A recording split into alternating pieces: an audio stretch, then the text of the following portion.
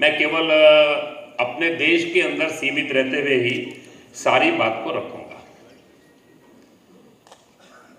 हमारे लिए एक बड़ा सौभाग्य का अवसर आया। 2 वर्ष पूर्व हमने स्वाधीनता का अमृत महोत्सव मनाया। हम सबके लिए सौभाग्य का विषय था कि हमारे जीवन में ये अमृत महोत्सव का क्षण आया। हम में से अधिकतर लोग ऐसे हैं जिन्होंने गुलामी देखी नहीं। बहुत से लोग ऐसे हैं धीरे धीरे करके उसकी वो तीव्रता का भी एहसास उनको नहीं है। वो संघर्ष क्या हुआ ये भी उनके ध्यान में नहीं है। सारे हम सबके लिए एक अवसर था भारत के इतिहास का एक अद्भुत कालखंड, उसको एक प्रकार से रिविजिट करना, उसको एक प्रकार से जाकर देखना, अवलोकन करना उसका। वो 1000 वर्ष का संघर्ष क्या था, उसकी विभीषिका क्या थी, उसकी क्रूरता क्या थी। वो साधारण कोई सत्ता का संघर्ष नहीं था, उनके पीछे के विचार थे, उनकी कुछ प्रेरणाएं थी, उनके मन के कुछ संकल्पनाएं थी जो लेकर चले थे। पूरी दुनिया के अंदर ये दोनों विचार जहां गए वहां की भाषाएं समाप्त हो गई, वहां की संस्कृतियां मिट गई, वहां के समाज नष्ट हो गए या मतांतरित होकर मूल से कट गए। केवल ये भारत ऐसा देश है जो इस 1000 वर्ष में ना मिटा ही नहीं, इस 1000 वर्ष में अजय रहा।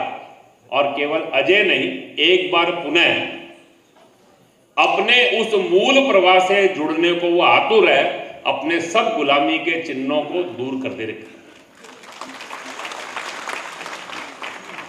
इससे पहले भी हमने 1000 वर्ष संघर्ष किया था।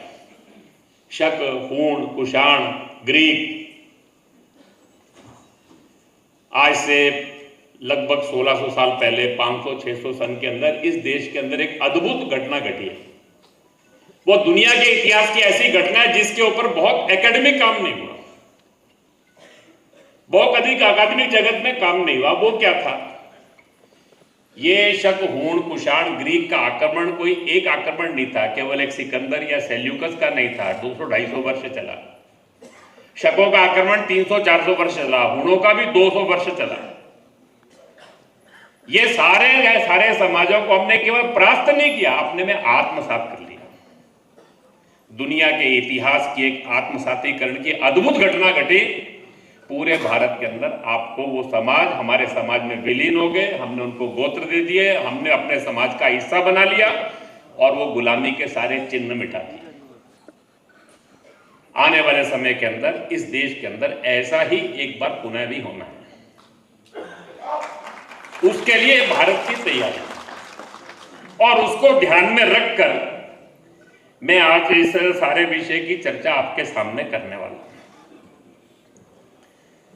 वास्तव के अंदर आज से 75 वर्ष पहले हमारे देश ने 1000 वर्ष बाद हमें हमारे भाग्य के निर्धारण का अवसर दोबारा से प्राप्त हुआ और परिवर्तन की यात्रा प्रारंभ हुई। किसी भी समाज और राष्ट्र जीवन में जो परिवर्तन आता है उस परिवर्तन के 3 स्तर होते हैं। एक है तंत्र, दूसरा है समाज, तीसरा है विचार। यह स्वाधीनता का जो अमृत महोत्सव था, जहां हमारे लिए एक अवसर था कि उस 1000 वर्ष का संघर्ष, उस संघर्ष की प्रेरणा, उसके नायक, उनका कर्तृत्व, उस संघर्ष की दीर्घकालिकता, उसकी व्यापकता, वो गौरवशाली संघर्ष का स्वरूप, ये सब देखने का जहां हमारे लिए अवसर था, वहां एक दूसरा अवसर भी था कि इस 75 वर्षों में हमने क्या किया। जितना हमारा 1000 साल का गौरवशाली संघर्ष का कालखंड था, उतना ही गौरवशाली गत 75 वर्ष का कालखंड भी है। हम जब विचार करते हैं तो तंत्र के नाते, राष्ट्र के नाते हम जब सोचते हैं तो 75 वर्षों में एक अभूतपूर्व परिवर्तन आया। आप कल्पना करिए, वो 1947 की बेचारगी, हमारी जमीन पर कब्जा हो गया, दुनिया का कोई देश हमारे साथ नहीं खड़ा। वो 62 की पराजय, 65 में दुनिया के दबाव के अंदर हमको अपने जीते हुए क्षेत्र वापस करने पड़े, 1971 में भी कुछ ऐसा ही घटा। अभूतपूर्व विजय के बाद भी हम जीती हुई जमीन छोड़ गए। लेकिन आज हम कह सकते हैं कि 2024 का भारत वो 1947, 62, 65, 71 की बेचारगी और दबावों से बाहर निकलकर एक मजबूत सशक्त राष्ट्र के रूप में खड़ा। वो डोकलाम हो या गलवान हो या ऑपरेशन बालाकोट हो, आज भारत की पहचान दुनिया के अंदर एक मजबूत सैन्य शक्ति, एक स्वतंत्र विदेश नीति, हम अपने हितों के अंदर अपने निर्णय करते हैं। वो यूक्रेन रूस का प्रश्न हो या फिलिस्तीन इजराइल का प्रश्न हो, वो चीन के साथ संबंधों को परिभाषित प्रश्न करने का प्रश्न हो या यूरोप के साथ अपने संबंधों को बनाने का प्रश्न। हमारी एक मजबूत सैन्य शक्ति है, स्वतंत्र विदेश नीति है, आज अपनी देश की एक मजबूत अर्थव्यवस्था है। दुनिया के अंदर कोविड में जिस अर्थव्यवस्था ने सबसे अच्छे ढंग से मुकाबला किया वो भारत की अर्थव्यवस्था है, क्योंकि हमारी domestic consumption based diversified economy है। हम कोई दुनिया के देशों की तरह मैन्युपुलेटेड या एक्सपोर्ट बेस्ड इकोनॉमी नहीं है।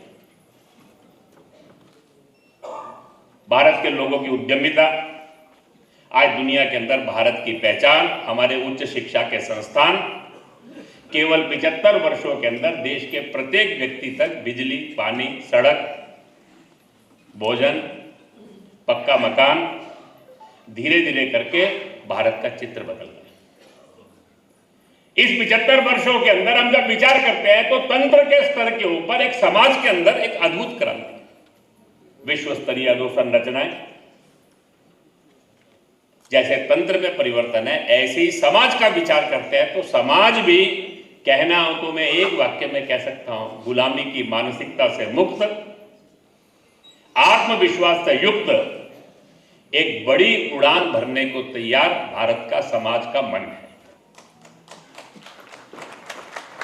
सोमनाथ से जो हमने यात्रा प्रारंभ की थी वो विवेकानंद स्मारक होते हुए भगवान राम की जन्मभूमि पर मंदिर के निर्माण के साथ देश के प्रत्येक गुलामी के चिन्ह को मिटाने के लिए तत्पर है। वो नेताजी सुभाष चंद्र बोस की इंडिया गेट पर प्रतिमा हो,